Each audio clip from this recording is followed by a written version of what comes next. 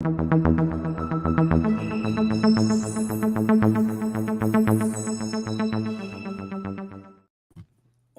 a couple more editions of NFL Betting Blitz this year. This is a big, big day. We have the Final Four in the NFL Conference Championship games. We'll start off with the AFC, then we will move to the NFC. I am Gino alongside Erik from ETOF21 Sports. We've been here with you each and every week throughout the year.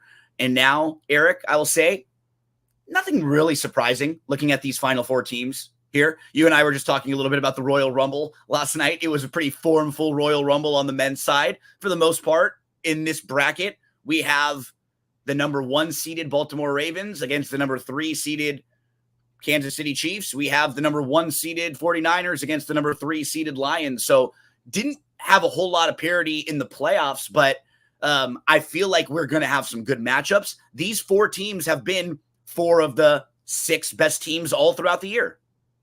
Yeah, as much as everyone says the NFL is wide open this year, all these teams finished top 3, so you really can't be that shocked that they're here. Obviously, one team is a 7-point dog, so they're, definitely the underdog going here, but the other 3 teams, you can make an argument for them to win it. Yeah, and we're going to get into both of these games today. Remember, if you are in the state of Iowa, you can sign up for a DRF Sportsbook betting account, and you can use our promo code. I'm going to flash it right now across the bottom of the screen. If you use the promo code FAST300, it'll give you a $300 deposit match bonus, and it'll give you a $50 free bet credit. Erik and I will also talk some parlay play. That's a website where you can actually bet on props if you parlay them together, and you can have a lot of fun doing so. You can play parlays for like $1 or $2, all the way up to higher amounts. You can play for all sorts of different sports, and they give you tons of opportunities and options far as catches, points, fantasy points, touchdowns, rushing yards, all sorts of different metrics and different wagers you can make that other sites don't have for you. So lots of opportunities on parlay play. Let's see how we turn those opportunities into some cash today. Erik, now let's start with the Chiefs at the Ravens. This one is now up to Baltimore -4.5 as we look at DRF Sportsbook betting lines here. So I can understand the number moving a little bit towards Baltimore. They have been so impressive in every single way. And last week in particular, the Chiefs, they beat up on a Buffalo team that was a little banged up. The week before, they beat up on a Miami team that's defense was depleted. Throughout most of this year, Kansas City's offense wasn't playing that well. In fact, last week, that was their best game of the year based on DVOA metrics. They only had to punt 1 time in that game, and they gained 7.7 yards per play compared to 4.7 for Buffalo. They had 8 plays of 20 yards or longer. Now, do you take that, Erik, as that was them being able to catch a defense that was depleted? Because that's one thing that's really hard. Or was it flipping a switch, right? Can Mahomes know that it's playoff time? We got to lock down a little bit more. We've seen great players do that. I don't know if you can flip a switch for a full game as much as maybe like a drive or 2, right? That's how I kind of think the switch gets flipped. So to me, I didn't have as strong of opinion about this game, but I think you did. You caught the number earlier. What do you do now if you didn't catch Baltimore at like -3.5? Do you play it now still at -4.5? I still like the -4.5. Look, I wouldn't surprise me if Baltimore wins this game by double digits. You look at it, Kelsey, he's been on a tear, had a great game last week, averaging for the season 6 receptions, 73 yards per game, but the Ravens are 8th DVOA defending the pass, defending the tight end, allowing only 42.3 yards per game. Ravens also have Kyle Hamilton, which is huge because he's able to drop in coverage and shadow Travis Kelsey. Another thing, looks like Humphreys is trending toward playing. You get him out there. Now he's shadowing Rice, and now you're relying on MVS and Hardman and crew to make plays. I don't think that is a path for the Chiefs to have success. Pacheco's been a beast, averaging 93 yards per game, 4.8 yards per carry. Ravens are elite against the run, 7th DVOA, allowing only 38 yards to the Texans. I think they're going to limit Pacheco. Another reason I like the Ravens is you have to be able to create pressure without blitzing. He was banged up throughout a lot of the week. Pacheco. Yeah, he's been banged up with his arm. And Tooney, who there's an interior left guard, is out. And Willie Gay is also going to play, but he got injured last week, right? Correct. Another reason I like the Ravens are you're able to create pressure without blitzing. That's what the Ravens are good at. They're able to rush the passer, create pressure without blitzing. That is huge. Next thing, Chiefs, 27th DVOA defending the run. Allen, 12 rushes for 72 yards, averaging 6 yards per carry. What are they going to do to stop Lamar? Chiefs average allowing 114.9 rushing yards per game, 18th most. Just had 186 yards rushed on them by the Buffalo Bills. I think the Ravens are going to run the ball, keep Harbaugh on the sideline, keep Mahomes on the sideline. Ravens are 7-1 ATS, playing a team with a winning percentage of 60% or more. I look at the injuries, look at the matchups. I like the Ravens here. I think the Ravens win big. I got it at 3. I'd still play at this 4.5. Couple other impressive things to mention just on both sides here. Patrick Mahomes' record when trailing by 7+ points in the playoffs over the last 5 years, 8-1. The rest of the NFL is 11-53. It's just unbelievable. I like to mention some of these because win or lose, when they get here and they're able to accumulate some of these impressive statistics, they're just eye-opening. Now, I also have a player. I got a few too. Mahomes is 39-11 on the road. And one thing that's interesting, why they've been pretty good this year, Eric, their defense has carried them through a lot of the year. You know, they've been the second best defense as far as scoring is concerned. They're like a top 5 defense by almost all other metrics. They're just not quite as good of a defense as Baltimore is. They're extremely impressive. They held Houston to only 213 total yards last week. They're first in EPA per play. Chiefs are second.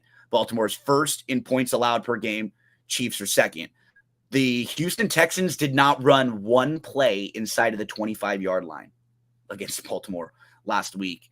And Lamar, he feels like he's motivated this year. He sort of is playing like a guy with a chip on his shoulder after what happened last year and him sitting out and him maybe wanting to be treated a little bit differently than he has been over the last year and a half, just kind of feeling like he was disrespected.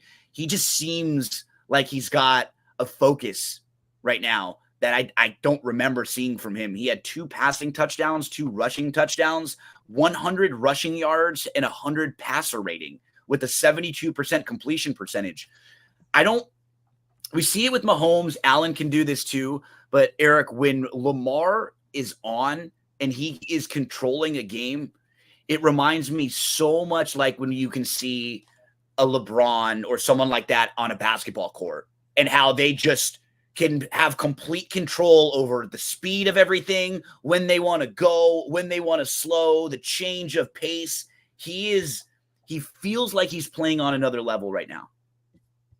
He is the MVP. You know, I mean, what he's able to do is absolutely insane. And he's able to make these DBs and linebackers who are phenomenal athletes look like you or I would on the football field. And they're in position. They're doing everything by the book that they're supposed to do. You can have a game plan for Lamar. And when he does a quick shimmy juke, there's nothing you can do. You can be in the right spot, right there, form, tackle, ready to go. And that's what makes this guy so difficult. And, you know, Mahomes and Allen and some of the best that we're talking about. But in particular, there's just this intangible that Lamar has that nobody else really has. I just don't think we've ever seen a quarterback be able to run with the ability that he has. And why he's the MVP, why I completely agree with Erik too, it's not a bunch of hollow stats. He's got impressive stats, but this year they have 11 wins against teams with a winning record. They're 7-2 against teams that made the playoffs this year in the games Lamar started. That's an MVP.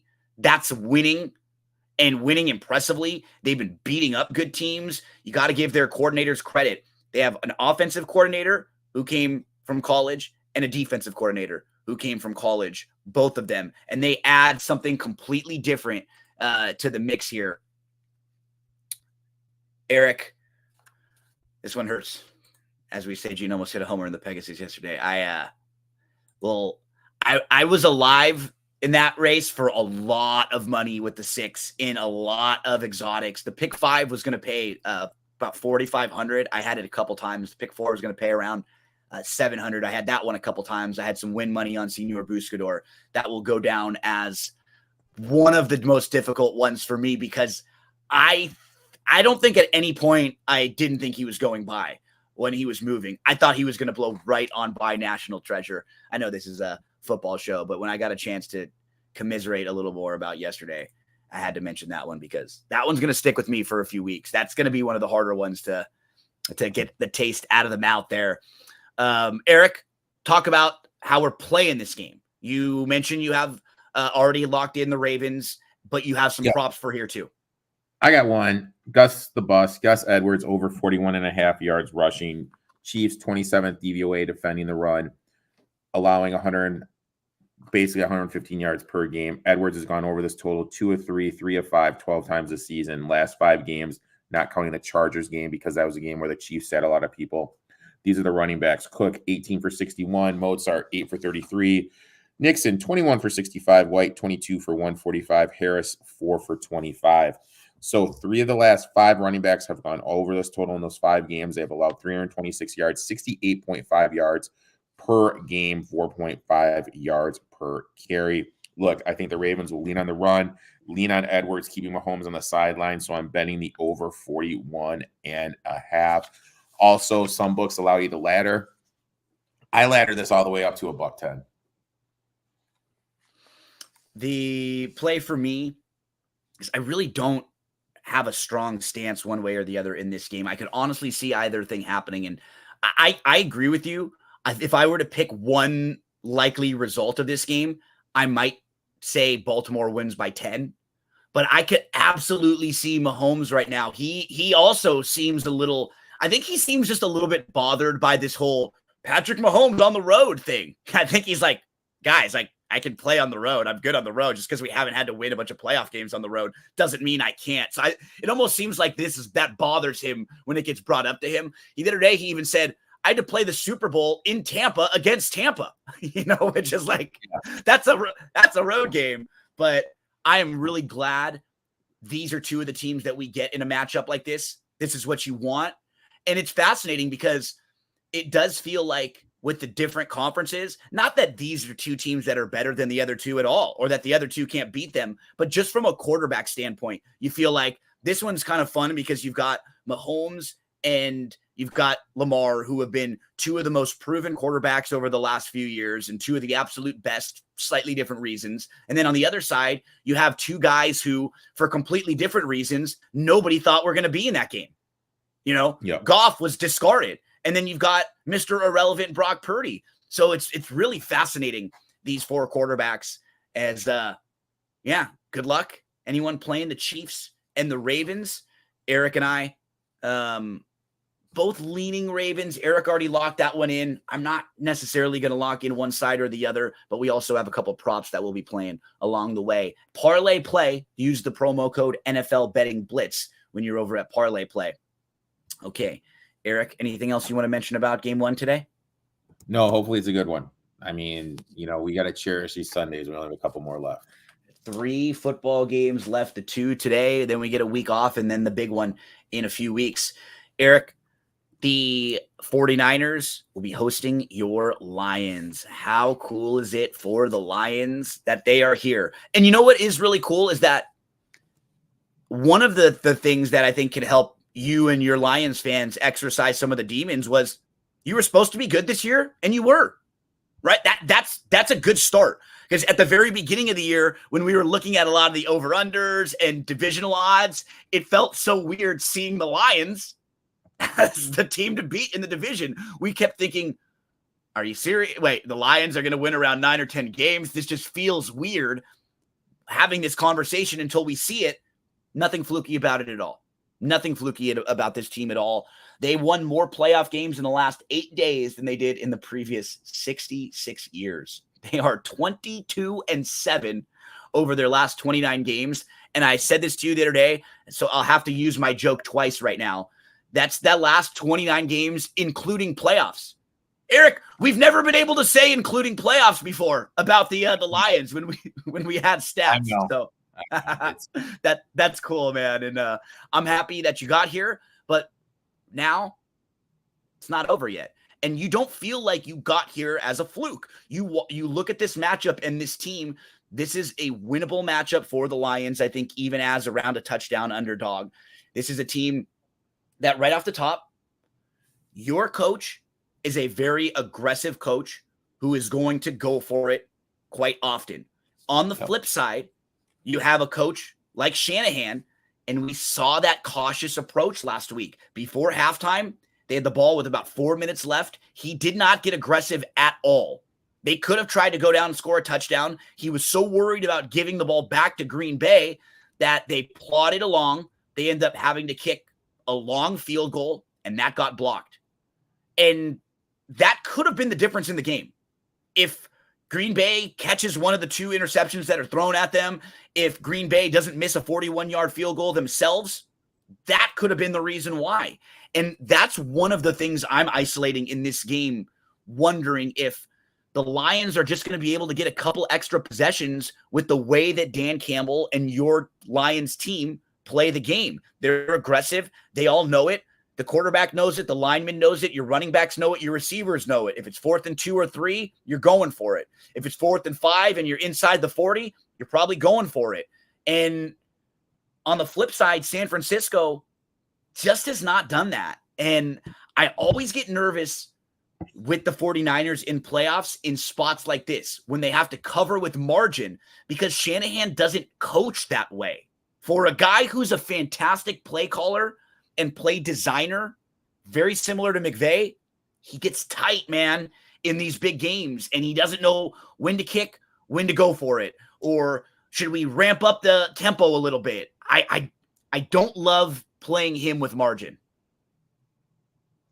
Yeah, I mean, the thing is I was talking to my buddy today, and his thing is, let's look back at Shanahan when elimination games. Championship and Super Bowl. They just haven't been that good. You know what I mean? Like there's a 28-3 thing in the Super Bowl. Last year, like they were up. They were up in the Super Bowl against the Chiefs. The Chiefs double digits. Yeah. The year the Rams won it, they were beating the Rams. Yep. The year they went with the Falcons and he was the OC, they were up big, barely. That was the 20. Yeah, that was. Yep. There's these things where he's just in these championship games, just I hate to use the term quivering up, but that's what he's doing. It's not a coincidence, and they've shown the stat. He was 0-31 when his teams were down by 5 points going into the fourth quarter. They kicked a field goal right off the bat, so they were only down 4 last week, and then they got that stat out of the way. But they have not been a team that comes back when they're down. The template is exactly what Green Bay tried to do. If you're the Lions, can you win the toss? You go get the ball, I say you go get the ball, and you try to get up on them early. Like we saw last week. Can you score, stop them, get the ball back, get another score? Can you get up by 2 scores early? Obviously, everybody wants to get up on their opponent by 2 scores, right? But some teams that throw the ball really well or that have the ability to come from behind, you don't really worry about being down by 10 or 14 that much early. But with this 49ers team, that might be something that they're not used to. And that may make life really difficult on them. The one matchup I really, really think the Lions will have major success in is running the ball against the 49ers defense. The Lions are number 4 in rushing EPA on the year. The 49ers are number 25 in defensive rushing EPA. And in rushing success rate, the 49ers are even worse. They're 27. That means only 5 teams in the league were worse this year at stopping the run down to down. And the reason why I read a lot of write-ups. We've talked about some of the way we do our prep work. I will sit there on Sundays, watch the games, watch as many as I can, take some notes. Then on Mondays and Tuesdays, I'll do my rewatches of each game individually, take some notes there. I will read some recaps, from places that we talk about, like the DVOA stuff. NFL.com does some good recaps. I like to read some of the game recaps to see if there are any like stats or some things that I missed. And then I'll match it with what my notes say and what my eye test will say. And I'll put them all together. And for so many things I'm reading, I don't think people realize the 49ers run defense is not good. I don't, because people will use counting stats, Erik. A lot of the time they'll say the 49ers allowed some of the fewest rushing yards this year, or fewest rushing yards per game, or they allowed some of the least rushing touchdowns.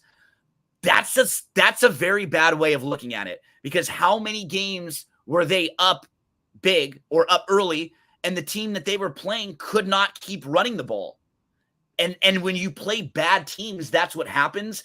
I don't think that's a relevant stat anymore now, because these teams they're playing against, all three of them, between whether it be the Lions, and if they win next week, either the Ravens or the Chiefs, all these teams right now can run the ball really well. You have to be able to slow that down. Yeah. Which is big. Part of my thing is, you mentioned the run. If they're able to run the ball, we need to look at cause and effect. What does that cause the 49ers to do? That means they have to bring Warner up from covering Laporta to stop the run. Effect, Laporta has a better matchup. So they may be able to limit, stop the run, whatever term you want to do for the Lions, but then that opens stuff up for Laporta, who's important because he's second in third down passes, second in targets, reception, yards, red zone targets. So if Warner is forced to go up against the line, that's going to be huge for Detroit. Another thing we need to look at is the Debo factor. Yes, I know Debo's going to play, but this team struggles when he doesn't produce. This is this season. A stat from Matt Jacob on X. Very good at giving out stats. If you guys aren't following him, give him a follow. 49ers 1-4 when Debo gets 2 targets or fewer, with their only win coming last week against the Packers in a game they should have lost. So even when Debo is out there, if he's not a vital part of the offense, they struggle. In games when Debo starts and finishes 10-3 ATS. When he doesn't start or leaves early, 0-5 ATS this season. I know people are hyping CMC, but Debo is the key to this offense. If Debo can't go, that puts more pressure on CMC and the Lions' run defense. Lions are the best team DVOA, stopping the run. Then you're forcing Ayuk and Kittle to make plays. And look, I know both those guys are good. Kittle's one of the best. Ayuk's an up-and-comer. But that is what you want to do if you're Aaron Glenn, the defensive coordinator for the Lions. You want to have those second tier, I hate using that term, those guys beat you. Road Dogs in the conference championship, 58% ATS, 1 seeds overall in the playoffs, 44.4%. Look, you mentioned it. You can run on this 49ers team. 15th DVOA defending the run, allowing only 4.2 yards per rushing attempt. Last week, the Packers were able to rush for $136 last 3 games. 49ers are allowing 103 yards per game. The Lions have the 4th best rushing attack per DVOA, averaging. And watching it, Erik, didn't it match the eye test last week? Aaron Jones was getting whatever he wanted. Yeah, honestly. Aaron Jones was just going up and down the field, literally up and down the field against him. Lions 4th best rushing attack per DVOA, averaging 132 yards per game. Lions averaging 4.5 per attempt, 5th best in the league. Lions, if they're able to have success running the ball, this is going to put less pressure on Garrett Goff because they're going to be ahead of the sticks. What do we know about James Houston, too, the health of him for you? Is he playing today? We have them made an announcement. They did say Hayden Hooker, their backup quarterback, is limited with a toothache, though. Okay, so, well, that's some big news. That's some big news. I mentioned the whole thing about Laporta, why this running is important, because it's going to force Warner and everything. Already mentioned that. Won't recap that. Brown also has a great matchup in 3 wide receiver sets. He's going to be lined up in the slot. That means he'll be matched up against Lenore, who has allowed the 6th most yards per game to opposing wide receivers. So I think the Lions will have success throwing the football. Plus, the weather is perfect. 64, sunny, 9-mile-per-hour wind. This is huge because the Lions have played an outside game since the 12th of December. So look, I took the Lions. I got them, and you know what I'm going to do right now? I'm going to put a little bit on that money line. Call me a homer, my friend, but I'm doing it right now. I'm putting a little bit on that money line. No, I already did with you. I told you last week I locked them in right away. I looked at this 49ers team too. While they've been a really good team, once they get, kind of reminds me, and I say this as a Dodger fan, it kind of reminds me of what's happened with the Dodgers recently. The way they've built their teams. Well, they're these good, really good regular season teams, and that's what you want to be. You just want to get yourself there, and then when you get yourself into the playoffs, you're in the mix and you have a shot. And then things can happen, things get weird, but you just want to get yourself there. But every time they get themselves here, it just feels like they're missing one small thing that they need to compete with some of these teams. And let me explain that a little bit better. So the 49ers, their roster, most teams don't spend a lot of money on running backs, don't spend a ton on tight ends, and they don't spend on linebackers, right? Those are position groups that you feel like you can find guys valuable all throughout the draft, or you can sign guys that are capable and you don't have to spend as much. Normally, you'll see teams spending on quarterbacks, wide receivers, secondary, offensive line. Well, they're dead last in quarterback spending. Think about it. They have Purdy, so they don't spend a lot of money on quarterback. So if you do have some quarterback mistakes in some of these games, how can you be mad when you're dead last at spending in quarterback, when you're not spending for a better version of a quarterback? They've been very lucky what they've got from Brock Purdy. Most teams don't have a guy like Brock Purdy that's been able to contribute the way they found. So that's been very beneficial for them. Also, they rank 20th in offensive line spending. This offensive line isn't fantastic, Erik. They kind of fly under the radar because Trent Williams is so freaking good. He might be the best offensive lineman in the whole league, and he's able to kind of weathered a lot of storms, and he fills a lot of gaps. But Hutchinson's going to be lining up on the opposite side, and if they can get any other pressure from a guy like a Houston or someone else, that could, right now, Hutchinson is feeling it. He's in one of those zones right now where over the last 4 games, and he has 8 sacks, multiple in all 4 of them. He had incredible pressure rate. He led the league in how many pressures he had in 16 games throughout the year. Super, super impressive stuff. Let's go Lions, man. Locked him in, and I got him some money line too. And my parlay play for today, Erik, I have 3 props that I put together. For the Chiefs, I'm leaning on Rice. I don't know if I gave the statistic, but in the last few weeks, Mahomes has really been focusing on Rice and Kelsey. You can tell he's big, important games. He's going to the guys he trusts now. You don't want to go to Mecole Hardman. We saw what happened last week. I think everybody in the world couldn't believe it when Valdez Scantling had a couple big plays last week. Everybody was expecting him to drop those. But Rice has been excellent. So I'm leaning on Rice. I played Rice more 8 receiving targets because I think that's what we're going to get. I think we're going to get a lot of Rice. We're going to get a lot of Kelsey. And the template for them, they could be down late in the game. They could get 3 or 4 targets to Rice on one drive if you're down trying to come back. So Rice targets for me. The other 2 were in the second game. I went Amon-Ra St. Brown receiving yards over 86.5. Just talked about the secondary where San Francisco is like 22nd in secondary spending. I've never watched them and thought they had a lockdown secondary. They are super beatable with number 1 wide receivers. And then on the flip side, we have seen how bad the Lions have been against deep field threats the last few weeks. I think Ayuk is a little sneaky. everyone's excited about Debo. Oh, there wasn't any injury designation for him this week. I still have a feeling he could get banged up and maybe not even play this full game. That happens a lot with him. And whether or not that does, I still think Ayuk is someone who's going to get a really nice matchup. He's been very good all year, super under the radar. He doesn't get mentioned when you talk about this team. It goes McCaffrey and Debo and Kittle, and people just sort of forget about Ayuk, who's also really, really good, Erik. So I went Ayuk over the 78.5 receiving yards. So I went Ayuk and St. Brown over receiving yards. I went Rice over targets. I like it. I got greedy. I did a 6-teamer. Got really greedy.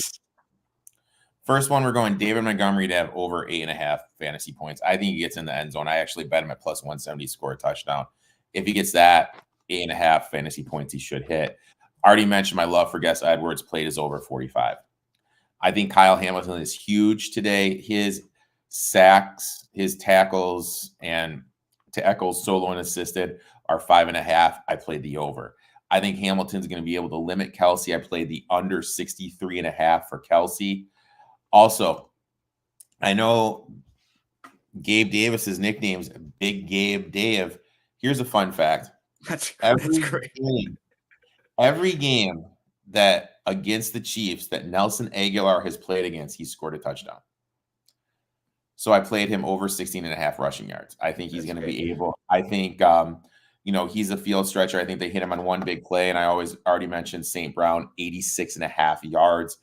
I got to tell you, though, my guy, Big Game James Worthy, who's on the Spectrum Sportsnet on the Lakers channel, loves to smoke those cigars. He's just rolling his eyes right now, hearing about Big Game Gabe is Big Game James Worthy, one of the all-time great Lakers. That's a good one, though. I hadn't heard the Big Game Gabe one. I like that. So, yeah, I played the 6. It's look, I'm going to swing for the fences here. Why not? I got a free in here for $25. I'm going to swing at it for 25. So I want to go Montgomery on this one, Erik. First touchdown. Yeah, I mean, I would go Montgomery and Gus Edwards. Those are the two I would do. Those are who Erik's leaning on. I like Montgomery. I think in a pure matchup standpoint, right? Last week, the Lions played Tampa. Tampa is very good at stopping the run. Tampa is much better at stopping the run than San Francisco is. And in particular, right up the gut, because they have Vita Vea, who is the best run stopper in the league. The dude is mammoth. He can take out 3 guys. When you're trying to block or when you're trying to run, he makes life so difficult for you.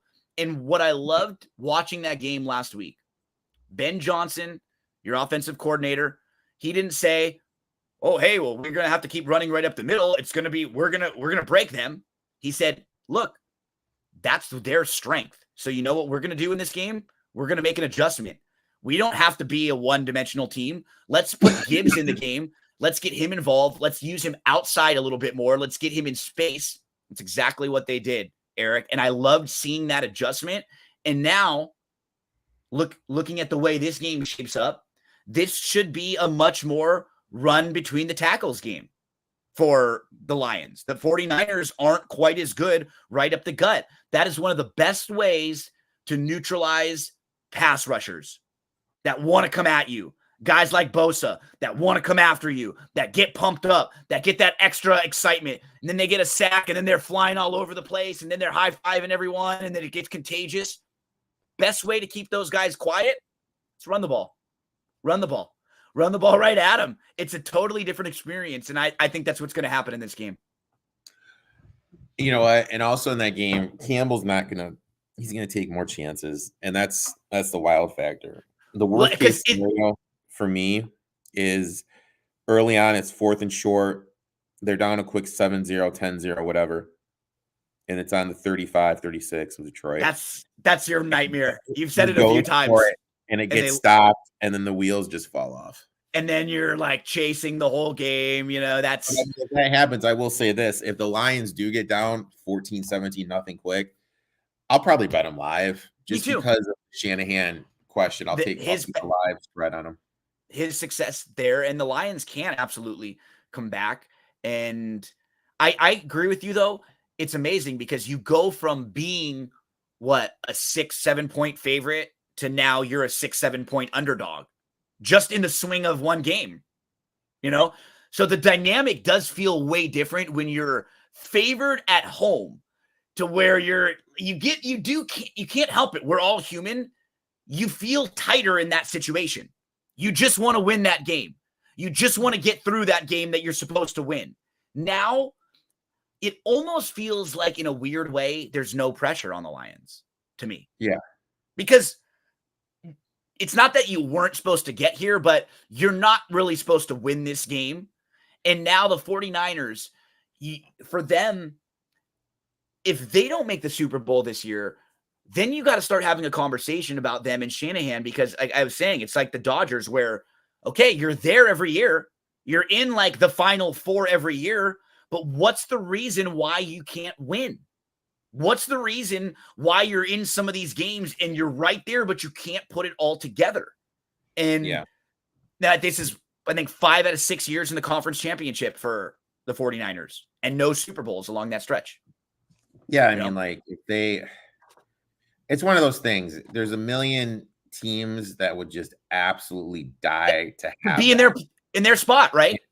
But them, that's not what they want. You know what I mean? They want to be a championship team. And their roster is built like it, right? Yep. Their roster has the talent. They have a top coach.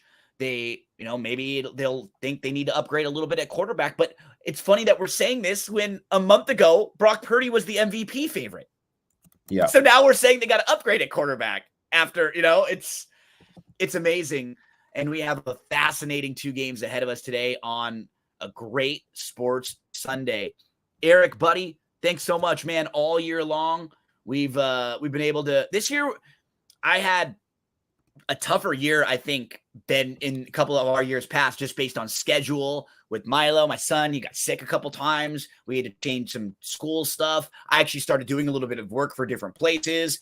You and I got sick different times, all this stuff. But through all of it, man, we were able to work with each other quite a bit, help each other out as much as possible. And this was probably one of our tougher years because you and I are such schedule-oriented guys. We love to stay on that same routine. We know we're going to be here at this time. We're done here 5 minutes, and then we get home and we start this. And the last couple months haven't been able to be quite like that. So I really appreciate you always helping out, man, because I know if you and I had it our way every week, certain time, 9 a.m., boom, boom, boom, we'd be there. Sometimes life won't let that happen, but we did. I think we did a really good job of locking in and making it through all the big games this year. Yeah, it's been a good year. It's going to be a little weird next Sunday. Oh, I know. Well, next Sunday will not be a football Sunday, but in 2 weeks, it'll be the big one. And Erik and I will have plenty of coverage and props and all sorts of fun stuff leading into the big game then. And then our focus will shift. We'll start talking a little basketball, some college with March Madness not far away, some NBA. Like to see my Lakers looking a little bit better as of late. Had a fun game last night where they picked up a victory. Last night, Erik, at one point, I had the Royal Rumble on. I was watching my USC Trojans get their ass kicked by the Bruins and the Lakers also on. So I was screen to screening it with those 3 all at the same time there. That's a lot of fun when you're sitting back and you got the iPad, the laptop, and the phone. 2 late basketball bets, they just were dead. So I was able to focus all on the Royal Rumble. So I want to get a couple of these comments before we get out of here. Erik, are we adding Missouri to the no bet list now? No, not yet. They should have won that game. Like they should have won. Obviously, they're getting 6.5, 7, lost by 8. That was just a great spot. I'll probably bet them again because that's one of those teams. Like they just need one win. Like them, and they've been one of the most unluckiest teams. They played all these top teams in the SEC tough. That's one of the teams. As soon as they can just get some stuff to go their way, they're just going to go on a run because they're not. They're going to string a few together. Well, Ohio State. Bobby Thomas wants to know. Yeah. I have no idea what was that. I mean, Northwestern basically plays 6 guys. They're coming off an overtime win against Illinois. 3 guys played over 40. Every starter played over 30, and your one bench guy played 20. And Ohio State just completely no-showed. So, I mean, it was a great spot. I mean, coming off being Illinois, who's a top 10 team, and you have Purdue on deck. Now you have Ohio State sandwiched in the middle. I'll play that bet all the time. But yeah, Ohio State looked like it was a team that just hit a top 10 win with Purdue on deck, not Northwestern.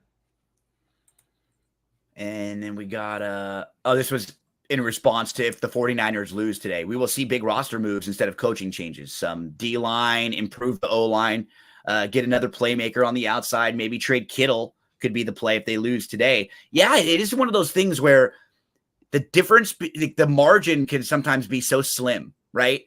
And it's not fair, Erik, because that's why you and I do what we do. That's why we handicap the games like we do. It's why we rewatch them, because sometimes the better team doesn't win a game. Yeah. Because sometimes the margin is so small, and winning and losing is the difference between keeping your job. And that's not always right, like the best way to gauge something just off of wins and losses. But when it becomes a pattern, when it's the same sort of exit every year, you feel like you can't just keep rolling the same ball out there and doing it over again, right? You have to make some adjustments, and that this is what I mean. Kittle, that's actually a pretty smart comment. Like trading Kittle, that's because you get a lot out of that, right? You trade him, you get a couple pieces, you get assets moving forward. Man, I'm pumped. These are some good games on tap today. I hope that the Lions make it for you, man. I really, really do. Erik, you're a hugger? I didn't realize you're a Bailey fan. I'm Team Bailey all the way. Okay. You know what? I will say I've warmed up quite a bit to Bailey over the last 5-7 years. Bailey all the way. Everything I see of Bailey or I watch of Bailey that's off screen, I like her even more. She's such a cool person just to like hear her talk, and she's so funny, and she's obviously a wrestling fan. She's got a good head on her shoulders. So here's what I think we're going to get, Erik, coming off of last night. Cause I actually had Bailey in our Royal Rumble pool. Shout out to me. Cause I wasn't able to win the 15 grand with Senior Buscador earlier in the day, but I got the $100 for the Royal Rumble pool. So good to go on that one. I'm thinking Bailey either in the next couple of weeks, she's going to act like she's going to pick Rhea, her own team. Something's going to happen with them. They're going to get mad, and she's going to turn on Io. She's going to pick Io. And I think what's going to happen at WrestleMania, I think we're going to get the Bailey entrance like the old Bailey with her old song and the big wacky waveable and flaming arm waving tube man. I think we're going to get like babyface Bailey with a huge WrestleMania entrance like the old Bailey was, coming out hugging everyone. I don't know if she'll completely go back to that character, but that's my long shot prediction for WrestleMania. And Erik, I hope you're out there sitting front row so she can come give you a big hug. You'll take one. You'll take it. I know some of Erik's got crushes on her. Is it Chance or Carter? Katana Chance? Carter. Caden Carter. She's one that you've always thought was cute. And I remember those two at least. So Bobby Thomas, smooth Bobby Thomas, he knows. Folks, Bobby, let's make some money. I hate the Lakers, sports facts, all of you guys and gals out there. Thanks so much for hanging out with us. When you are watching the shows and you comment on the shows, it makes the shows better. It does. It makes it way more interactive. Erik and I love to think a little bit and have to ask you questions or have to answer questions. We love to hear from you, some of your bets. And then it makes us think a little bit more too. So to all of you who come and hang out with us in the chats, thanks so much. We really appreciate it. And we hope we'll see you again in a few weeks for Super Bowl Sunday. And we hope you'll come hang out with us when we do some basketball shows as well, because we'll do some basketball shows here and there. Bobby Thomas, good luck, buddy. Erik, let's go Lions, man. Let's bite some kneecaps. Let's roar. I'm starting to get a little nervous. I was going to say, getting that tickle in the belly right now. It's going to start coming soon. I'm going to dive into a deep clean of my place, try to distract myself, maybe hop on the treadmill for a little bit. There you go. Get some distractions going. So good luck, everyone. Have a fantastic Sunday. Good luck in all your wagers, and we'll be talking to you again real soon.